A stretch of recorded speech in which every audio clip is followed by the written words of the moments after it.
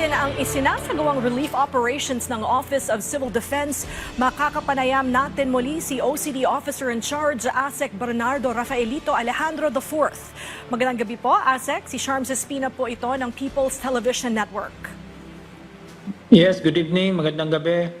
Good evening, sir. Kamusta po ngayon ang aksyon ng OCD kaugnay nitong habagat at bagyong Dante? At saang lugar po tayo nakatutok ngayon?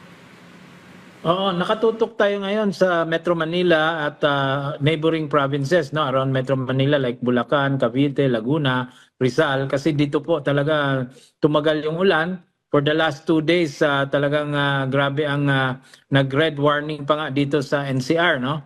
So for now, halos 63 million worth of assistance na ang naibigay natin, close to 200,000 family food packs na ang naibigay ng ating DSWD. So marami tayong natulungan dito sa NCR at saka Region 3 kasi dito tayo nakatutok, no? For the last 2 days. So that is in addition doon sa mga affected last week nung sa NIR at saka sa Panay at Palawan na provinces.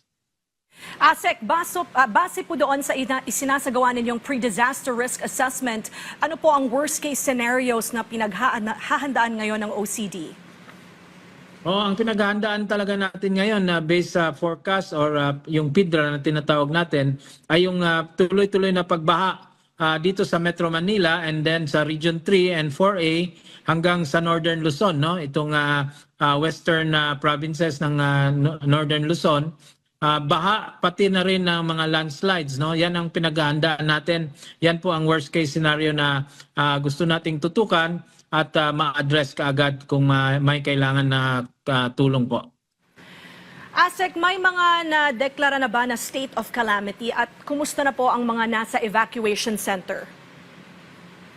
Tuloy-tuloy naman ang pagbigay natin tulong sa mga nasa evacuation center. So we are operating more or less as of this evening, no, 501 evacuation centers nationwide na yan kasi meron pa tayong almost 50,000 individuals. So tuloy-tuloy ang pagbigay natin tulong, kasama dyan ang DSWD and ang DOH, no, na tumitingin naman sa kalusugan ng ating mga evacuees. So tuloy-tuloy ang ating pagbibigay tulong sa mga local government units.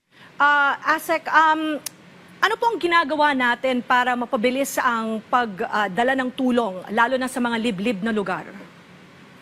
We are utilizing itong ating cluster approach. So tinutulungan natin yung ating DSWD na matransport kaagad itong mga relief items sa mga lugar, no, na kailangan dalhin. So we have transport services coming from our uniform service. Nandyan po ang ating AFP, ang ating Coast Guard, ang ating PNP. So ginagamit natin yung mga trucks nila.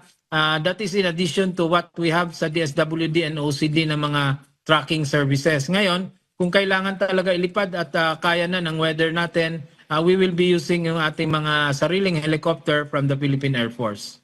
May sapat po ba tayong supply ng relief goods sa mga apektadong lugar?